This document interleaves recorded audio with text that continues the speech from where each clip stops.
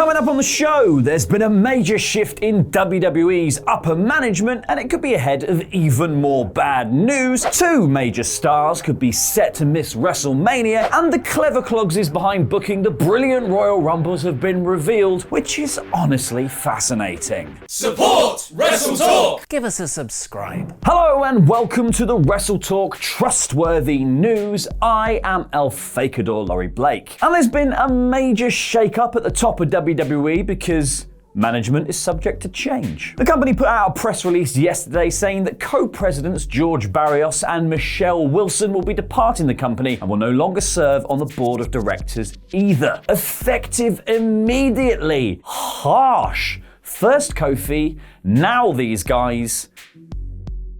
Whoever they are. The release also states that Frank A. Riddick III will serve as interim chief financial officer. Now, Frank A. Riddick III is the name of a man who is very well adjusted, so I'm sure we're in really good hands. But the company said they're also looking for a permanent chief financial officer, a sort of CFO money, and a chief revenue officer too. Now, they didn't so much as wish Barrios and Wilson the best of luck in their future endeavors, but Vince did thank them for their 10 plus years of service and contributions to the organization, and said the move was necessary because we have different views on how best to achieve our strategic priorities moving forward.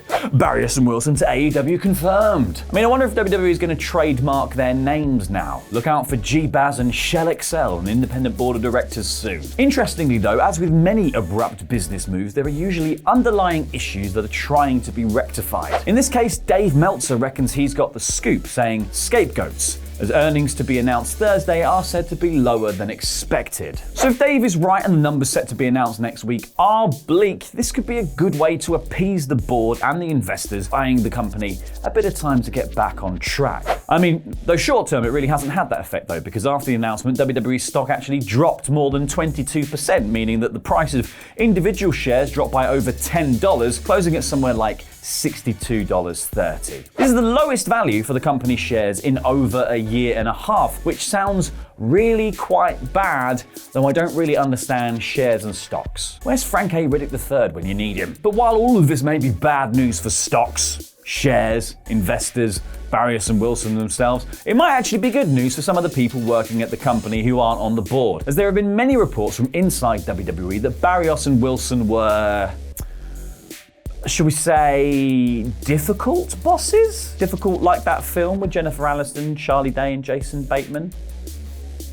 Difficult bosses? Former WWE employee Zach Linder posted one particular story on Twitter that's been doing the rounds. I will never forget the WWE all-hands meeting when staff, frustrated with limited parking at the office, asked about renovations to the garage, and George Barrios said that they had considered it but decided to buy a new private plane instead. Anyway, I wish him well. Exactly, Zach. A positive mental attitude is going to get you far in life. And also the fact that you left the company and you don't work there anymore. Good on you. One last thing to note from this whole story, though, is that from next month, Vince McMahon is going to be shifting a lot of his focus over to the XFL, essentially meaning that WWE has lost its top 3 leaders in one fell swoop. What does that mean for the company? How are they going to go forwards? The only thing I know that it means is that there actually are no authority figures now.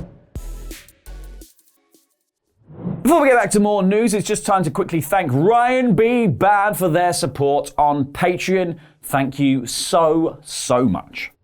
Now, the Royal Rumble is firmly in the past, which means that we are now on the fast track to WrestleMania. The fast lane, baby! Though, for some reason, WWE is actually skipping the grandest stage of them all this year. We're just going Elimination Chamber, WrestleMania, none of the really pomp and the grandeur that is Fastlane. And with Mania season in full swing though, it is usually the time that legends start to crawl out of the woodwork and set themselves up for big money matches. Edge,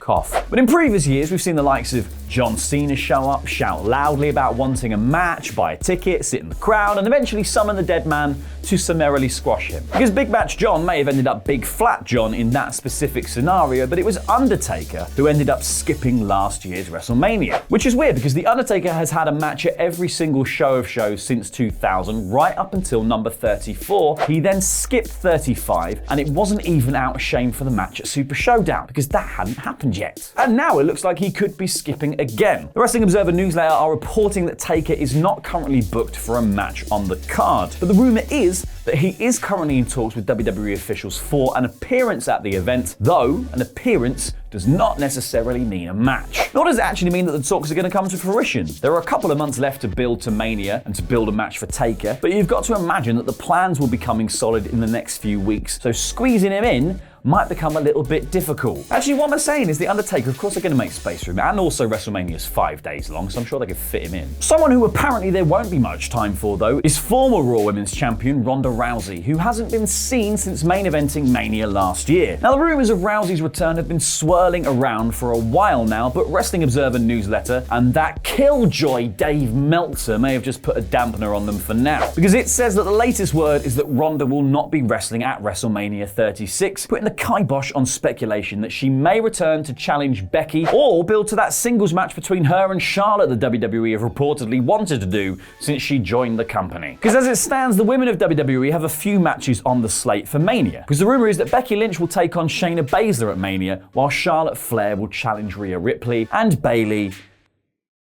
she's on SmackDown, so it doesn't really matter. And Rousey even backed this up. She appeared on Corey Graves' After the Bell and told him that she would love to see Charlotte and Rhea go toe-to-toe, saying, "I really hope that Charlotte picks Rhea Ripley. I really do. It's been NXT's year, and I think it's their time to be the first time that they're picked by a Royal Rumble winner to face at Mania." Though, I guess to hark back to what I said earlier about The Undertaker and an appearance not necessarily meaning a match, here, Ronda Rousey not wrestling at WrestleMania doesn't necessarily mean no appearance. Because Ronda could always make a surprise return to help out horsewoman Buddy Baszler in her match with Becky Lynch, because for horsewomen, friendship is magic. Though, I mean, it's likely that Ronda will actually just be hanging out with her own little ponies at the ranch where she lives. But maybe we got it all wrong though, and Ronda won't want to resume the dance with either Becky Lynch or Charlotte Flair because she's already done that. They've had their main event triple threat match, and Ronda was the one who came away scathed. Adding a little something to that idea was that when Ronda was telling Corey Graves about her wish for Charlotte to challenge Rhea at Mania, maybe she was projecting just a little bit. Maybe it was a Flairian slip, because she said, "I'm obsessed with NXT. I love them so much right now." Rhea Ripley, she's doing amazing. I would love to get in the ring with her. She's fantastic. Mosh Pit Kid versus Bad Reputation. And it sounds like every gig I ever went to when I had a fringe. Now, one interesting way WWE could have brought Rousey back into the fold, if that was what they were going to do, would have been to have her appear in the Women's Royal Rumble. Though you are right, it would have been a shame to take Santina out. We needed that. To be honest though, Santina aside, I think both Rumbles this year ruled, and you may be interested to know which people backstage were involved in the booking of the two. Well, the Wrestling Observer newsletter has come through yet again with the scoop. According to it, the men's match was predominantly booked by a committee of Shane McMahon, Jamie Noble, Abyss, and Lance Storm, who loves Andy Datson. And it all had a little bit of input from Paul Heyman and Brock Lesnar regarding the early portion of the match, which probably went something like, "And I throw him out, and then I dance to MVP's music, and then I throw him out." That's the early section, but the closing stretch had heavy involvement from Vince McMahon making the final decision on Drew winning, and the sequence of eliminations leading to Roman Reigns going out last and Drew picking up the victory. So it sounds like a kind of top quality collaborative process that led to one of the most exciting Rumbles in ages. Because had Ollie just been booking it on his own, it would have been an all-out faction war between Seth Rollins and co, Undisputed Era, Imperium, and the Nexus or someone, but none of them were in the Rumble, and they were all the 24/7 champion. Meanwhile, the women's event was put together by Michael Hayes, Tyson Kidd, Adam Pearce, and Mickie James, while Triple H had input on the day to make the whole thing just flow better and put over all the NXT stars.